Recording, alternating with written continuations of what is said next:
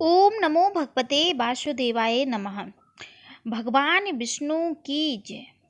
भक्तजनों, बृहस्पतिवार व्रत कथा आज हम श्रवण करेंगे। गुरुवार व्रत कथा तो प्रेम से बोलेंगे भगवान श्री हरि की जय।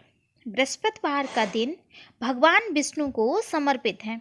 कहते हैं जो व्यक्ति हर गुरुवार भगवान विष्णु की पूजा अर्चना करता है और गुरुवार की कथा सुनता है, गुरु बृहस्पति की और भगवान विष्णु की कृपा से उनकी सभी परेशानियां दूर हो जाती हैं।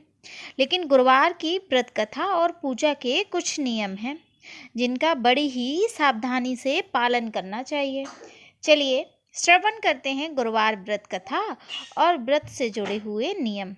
गुरुवार व्रत पूजा कथा में कई ऐसी बातें बताई गई हैं जिन्हें मनुष्य को ध्यान पूर्वक अपनाना चाहिए। कहते हैं जो व्यक्ति श्रद्धा भाव से गुरुवार को भगवान विष्णु की पूजा करता है और गुरुवार व्रत की कथा कहता है अथवा सुनता है, उसकी गरीबी और कष्ट को भगवान विष्णु दूर कर देते हैं। जीवन में सुख समृद्धि के लिए गुरुवार के दिन आप भी इस गुरुवार व्रत कथा को सुने और पढ़ें। तो प्रेम से बोलेंगे भगवान विष्णु की जय। भक्तजनों, मनोवांछित फल प्राप्त करने के लिए अगर आप श्री हरि की पूजा करते हैं तो निश्चित ही आपकी मनोकामना पूर्ण होती है। भारतवर्ष में एक राजा राज्य करता था। वह बड़ा प्रतापी और दानी था। वह नित्य गरीबों और ब्राह्मणों की सेवा सहायता करता था। वह प्रतिदिन मंदिर में भगवान के दर्शन करने जाता था, लेकिन यह बात उसकी रानी को अच्छी नहीं लगती थी। वह ना तो पूजन करती थी और ना ही दान करने में उसका मन लगता था। एक दिन राजा शिकार खेलने वन को गए हुए थे तो रानी और दासी महल में अकेली थी। उसी समय बृहस्पति देव साधु भेष में राजा के महल में भिक्षा के लिए गए और भिक्षा मांगी तो रानी ने भिक्षा देने से मना कर दिया। रानी ने कहा कि हे साधु महाराज, मैं इस दान पुण्य से तंग आ गई हूँ। इस कार्य के लिए मेरे पति ही बहुत हैं। अब आप ऐसी कृपा करें कि सारा धन नष्ट हो जाए तथा मैं आराम से रह सकूं। साधु ने कहा, देवी तुम तो बड़ी विचित्र हो। धन और संतान से कौन दुखी होता है? इसकी तो सभी कामना करते हैं। पापी भी पुत्र और धन की इच्छा करते हैं। अगर तुम्हारे पास अधिक धन है तो भूखे मनुष्यों को भोजन कराओ, प्याऊ लगवाओ, ब्राह्मणों को दान दो, कुआं, तालाब, बावड़ी, बाग बगीचे आदि का निर्माण कराओ, मंदिर, पाठशाला, धर्मशाला बनवाकर दान दो, निर्धनों की कुंवारी कन्याओं का विवाह कराओ, साथ ही यज्ञ आदि कर्म करो, अपने धन को शुभ कार्यों में खर्च करो। ऐसे करने से ही तुम्हारा नाम परलोक में सार्थक होगा एवं स्वर्ग की प्राप्ति होगी। लेकिन रानी पर उपदेश का कोई प्रभाव ना पड़ा। वह बोली, महाराज मुझे ऐसे धन की आवश्यकता नहीं है जिसको मैं अन्य लोगों को दान कर सकूं, जिसको रखने और संभालने में ही मेरा सारा समय नष्ट हो जाए। अब आप ऐसी कृपा करें कि सारा धन नष्ट हो और मैं आराम से रह सकूं। साधु ने उत्तर दिया, यदि तुम्हारी ऐसी इच्छा है तो जैसा मैं बताता हूँ तुम वैसा ही करना। बृहस्पतिवार को घर को गोबर से लीपना, अपने केशों को पीली मिट्टी से धोना, राजा से कहना वो है बृहस्पतिवार को हजामत बनवाएं, भोजन में मांस मदिरा खाना और कपड़ा धोबी के यहाँ धुलने डालना। ऐसा करने से 7 बृहस्पतिवार में ही आपका सारा धन नष्ट हो जाएगा। इतना कहकर वह साधु महाराज वहाँ से अंतर्ध्यान हो गए। इसके बाद रानी ने वही किया जो साधु ने बताया। 3 बृहस्पतिवार ही बीते थे कि उसका सारा धन संपत्ति नष्ट हो गया और भोजन के लिए राजा रानी तरसने लगे। तब एक दिन राजा ने रानी से कहा कि तुम यहाँ पर रहो, मैं दूसरे देश में चाकरी के लिए चला जाऊं, क्योंकि यहाँ पर मुझे सभी मनुष्य जानते हैं, इसलिए कोई कार्य नहीं कर सकता। देश चोरी परदेश भीख बराबर है। ऐसा कहकर राजा परदेश चला गया। वहाँ जंगल को जाता और लकड़ी काट कर लाता और शहर में बेचता। इस तरह जीवन व्यतीत करने लगा। इधर राजा के बिना रानी और दासी दुखी रहने लगे। किसी दिन भोजन मिलता और किसी दिन जल पीकर ही रह जाती। एक समय जब रानी और दासियों को 7 दिन बिना भोजन के रहना पड़ा, तो रानी ने अपनी दासी से कहा, हे दासी, पास ही के नगर में मेरी बहन रहती है। वह बड़ी धनवान है। तू उसके पास जा और 5 सेर भेजर मांग ला, ताकि कुछ समय के लिए थोड़ा बहुत गुजर बसर हो जाए। दासी रानी की बहन के पास गई।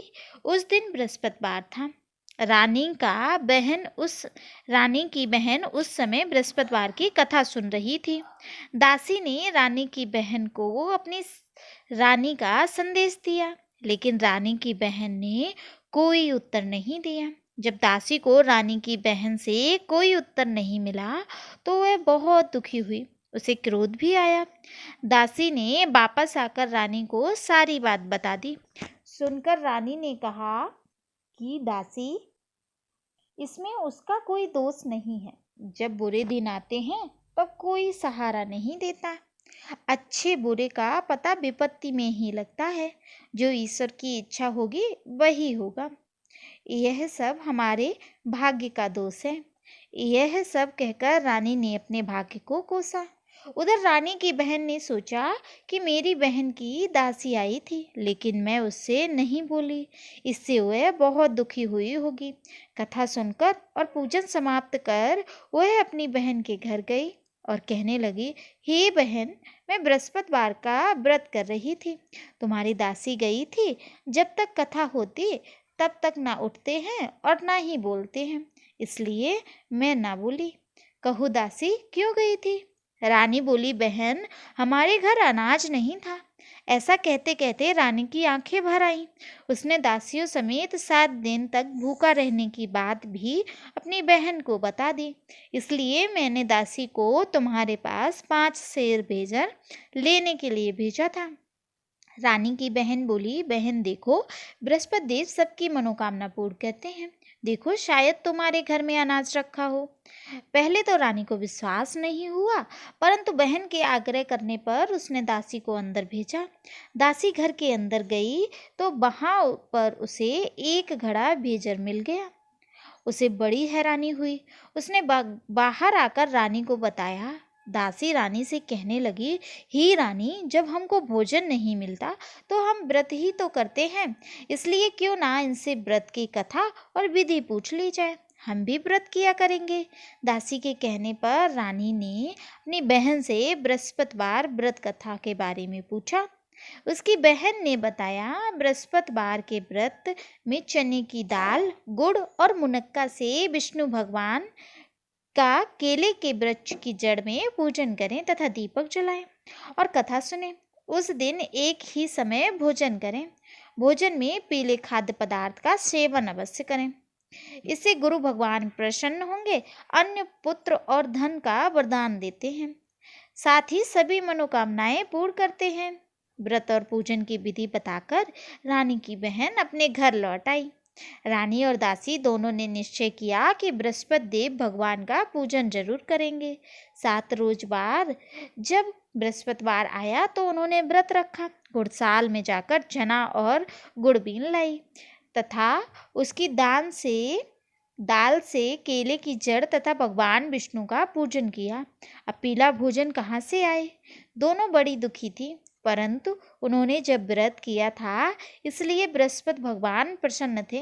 एक साधारण व्यक्ति के रूप में वे 2 थालों में पीला भोजन लेकर आए और दासी को देकर बोले, हे दासी, यह भोजन तुम्हारे और तुम्हारी रानी के लिए है। इसे तुम दोनों ग्रहण करना। दासी भोजन पाकर बहुत प्रसन्न हुई। उसने रानी से कहा, चलो रानी जी, भोजन कर लूं। परंतु रानी को भोजन आने के बारे में कुछ नहीं पता था, इसलिए उसने कहा, जा तू ही भोजन कर ले, क्योंकि तू व्यर्थ में हंसी उड़ाती है। तब दासी ने कहा, एक व्यक्ति भोजन दे गया है। तब रानी ने कहा, वह व्यक्ति तेरे लिए ही भोजन दे गया है, तू ही भोजन कर।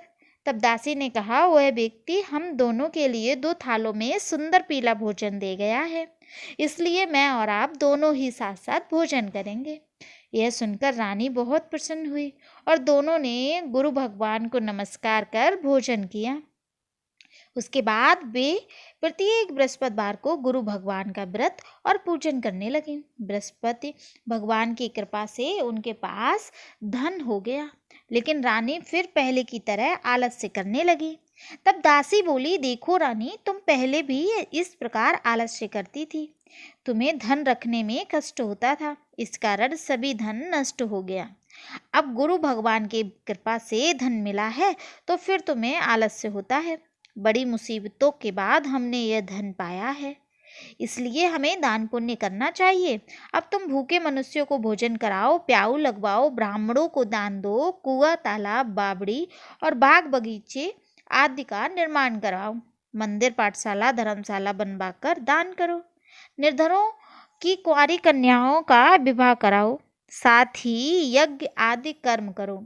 अपने धन को शुभ कार्यों में खर्च करो, जिससे तुम्हारे कुल का यश बढ़े और स्वर्ग प्राप्त हो, पितर प्रसन्न हो। दासी की बात मानकर रानी शुभ कार्य करने लगी, उसका यश फैलने लगा। एक दिन रानी और दासी आपस में विचार करने लगी कि ना जाने राजा किस दशा में होंगे, उनकी कोई खोज खबर भी नहीं है। उन्होंने श्रद्धापूर्वक बृहस्पतिवार बृहस्पति भगवान से प्रार्थना की, राजा जहाँ कहीं भी हो शीघ्र घर वापस आ जाए। उस रात्रि को बृहस्पति देव ने राजा को स्वप्न में कहा कि हे राजा, उठ, तेरी रानी तुझको याद करती है, अपने देश को लौट जा। राजा प्रातः काल उठा और जंगल से लकड़ी काटने के लिए जंगल की ओर चल पड़ा। जंगल से गुजरते हुए विचार करने लगा कि रानी की गलती से उसे कितने दुख भोगने पड़े। राजपाट छोड़कर जंगल में आकर रहना पड़ रहा है। जंगल से लकड़ी काटकर शहर में बेचकर गुजारा करना पड़ा और अपनी दशा को याद करके व्याकुल होने लगा। उसी समय राजा के पास बृहस्पति देव साधु के भेष में आकर बोले, हे लकड़हारे, तुम इस सुनसान जंगल में किस चिंता में बैठे हो, मुझे बतलाओ। यह सुन राजा के नेत्रों में जल भर आया। साधु की वंदना कर राजा ने अपनी सारी कहानी सुना दी। महात्मा दयालु होते हैं। वे राजा से बोले, हे राजा, तुम्हारी पत्नी ने बृहस्पति देव के प्रति अपराध किया था, जिसके कारण तुम्हारी यह दशा हुई। अब तुम चिंता मत करो, भगवान तुम्हें पहले से अधिक धन देंगे। देखो, तुम्हारी पत्नी ने बृहस्पतिवार का व्रत शुरू कर दिया है। अब तुम भी बृहस्पतिवार के व्रत में चने की दाल, गुड़ और मुनक्का से विष्णु भगवान का केले के वृक्ष की जड़ में पूजन करो तथा दीपक जलाकर कथा सुनो। उस दिन एक ही समय भोजन करना, लेकिन भोजन में पीले खाद्य पदार्थ का सेवन जरूर करना। भगवान तुम्हारी सब कामनाओं को पूर्ण करेंगे। साधु की बात सुनकर राजा बोले, हे प्रभु, लकड़ी बेचकर तो इतना पैसा नहीं बचता जिससे भोजन के उपरांत कुछ बचा सकूं। मैंने रात्रि में अपनी रानी को व्याकुल देखा। मेरे पास कोई साधन नहीं है जिससे उसका समाचार जान सकूं। फिर मैं कौन सी कहानी कहूँ, यह भी मुझको मालूम नहीं। साधु ने कहा, हे राजा, मन में बृहस्पति भगवान के पूजन व्रत का निश्चय करो, वे स्वयं तुम्हारे लिए कोई राह बना देंगे। बृहस्पतिवार के दिन तुम रोजाना की तरह लकड़ियां लेकर शहर जाना। तुम्हें रोज से 2 गुना धन मिलेगा, जिससे तुम भली बात भोजन कर लोगे तथा बृहस्पति देव की पूजा का सामान भी आ जाएगा। राजा ने ऐसा ही किया और उसको मनोवांछित फल की प्राप्ति हो गई। इस प्रकार जो भी ये कथा पढ़ता है अथवा सुनता है, उसकी सभी मनोरथ पूरी होती है। बोलो भगवान विष्णु की जय। फिर अगले बृहस्पतिवार को वह कथा करना भूल गया। अगले दिन वहाँ के राजा ने एक बड़े यज्ञ का आयोजन कर पूरे नगर के लोगों के लिए भोज का आयोजन किया। राजा की आज्ञा अनुसार पूरा नगर राजा के महल में भोज करने गया, लेकिन व्यापारी और उसकी पुत्री तनिक विलंब न पहुँचे, अतः दोनों को राजा ने महल में ले जाकर भोजन कराया। जब वे दोनों लौटकर आए तब रानी ने देखा कि उसका खूंटी पर हार टंगा वो गायब है। रानी को व्यापारी और उसकी पुत्री पर संदेह हुआ। उसका हार उन दोनों ने ही चुराया। राजा की आज्ञा से उन दोनों को कारावास की कोठरी में कैद कर दिया। कैद में पड़कर दोनों अत्यंत दुखी हुए। वहाँ उन्होंने बृहस्पति देवता का स्मरण किया। बृहस्पति देव ने प्रकट होकर कहा, हे लकड़हारे, तुमने बृहस्पतिवार की पूजा नहीं की, जिससे तुम्हें ये दुख प्राप्त हुआ है। अब अगले बृहस्पति को तुम्हें दरवाजे पर 4 पैसे पड़े मिलेंगे, जिससे तुम बृहस्पति भगवान का पूजा अर्चना कर सकोगे। बृहस्पति के दिन उसे 4 पैसे पड़े मिले। लकड़हारे ने कथा कही। उसी रात्रि को बृहस्पति देव ने उस नगर के राजा को स्वप्न में कहा, हे राजा, तुमने जिस आदमी को कारागार में बंद कर दिया है वह निर्दोष है, वह राजा है, उसे छोड़ देना। रानी का हार उसी खूंटी पर लटका है। अगर तू ऐसा नहीं करेगा तो मैं तेरे राज्य को नष्ट कर दूंगा। इस तरह रात्रि के स्वप्न को देखकर राजा प्रातःकाल उठा और खूंटी पर हार देखकर लकड़हारे को बुलाकर क्षमा मांगी तथा लकड़हारे को योग्य सुंदर वस्त्र आभूषण देकर विदा कर दिया। बृहस्पति देव की आज्ञा अनुसार लकड़हारा अपने नगर को चल दिया। राजा जब अपने नगर के निकट पहुंचा तो उसे बड़ा आश्चर्य हुआ। नगर में पहले से अधिक बाग, तालाब, कुएं तथा बहुत सी धर्मशाला, मंदिर आदि बन गई। राजा ने पूछा कि यह किसका बाग और धर्मशाला है। तब नगर के सब लोग कहने लगे, यह सब रानी और बांदी के हैं। तो राजा को आश्चर्य हुआ और गुस्सा भी आया। जब रानी ने यह खबर सुनी कि राजा आ रहे हैं तो उन्होंने बांदी से कहा कि ही दासी, देख, राजा हमको कितनी बुरी हालत में छोड़ गए थे। हमारी ऐसी हालत देख वह लौट ना जाए, इसलिए तू दरवाजे पर खड़ी हो जा। राजा आए तो उन्हें साथ लेवा लाई। तब राजा ने क्रोध करके अपनी रानी से पूछा कि यह धन तुम्हें कैसे प्राप्त हुआ। तब उन्होंने कहा, हमें यह सब धन बृहस्पति देव के इस व्रत के प्रभाव से प्राप्त हुआ।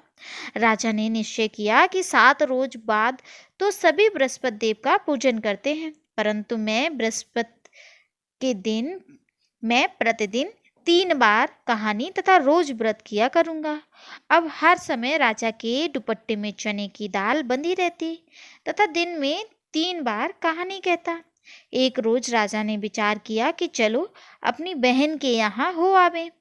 इस तरह निश्चय कर राजा घोड़े पर सवार हो अपनी बहन के यहाँ चलने लगा। मार्ग में उसने देखा कि कुछ आदमी एक मुर्दे को लिए जा रहे हैं। उन्हें रोककर राजा कहने लगा, अरे भाइयों, मेरी बृहस्पति देव की कथा सुन लो। वे बोले, लो, हमारा तो आदमी मर गया और इसको अपनी कथा की पड़ी। परंतु कुछ आदमी बोले, अच्छा कहो, हम तुम्हारी कथा भी सुनेंगे। राजा ने दाल निकाली। जब कथा आधी हुई कि मुर्दा हिलने लग गया और जब कथा समाप्त हुई तो राम राम कह के मनुष्य उठकर खड़ा हो गया। आगे मार्ग में उसे एक किसान खेत में हल चलाता मिला। राजा ने उसे देख और उससे बोले, अरे भैया, तुम मेरी बृहस्पतिवार की कथा सुन लो। किसान बोला, जब तक तेरी मैं कथा सुनूंगा तब तक 4 हरैया जोत लूंगा। जा अपनी कथा किसी और को सुनाना। इस तरह राजा आगे चलने लगा। राजा के हटते ही बैल पछाड़ खाकर गिर गए तथा किसान के पेट में बड़ी जोर से दर्द होने लगा। उस समय उसकी माँ रोटी लेकर वहां आई। उसने यह देखा तो वह अपने पुत्र से सब हाल पूछने लगी। बेटे ने सभी हाल कह दिया तो बुढ़िया दौड़ी दौड़ी उस घुड़सवार के पास गई और उससे बोली कि मैं तेरी कथा सुनूंगी, तू अपनी कथा मेरे खेत पर चलकर ही कहना।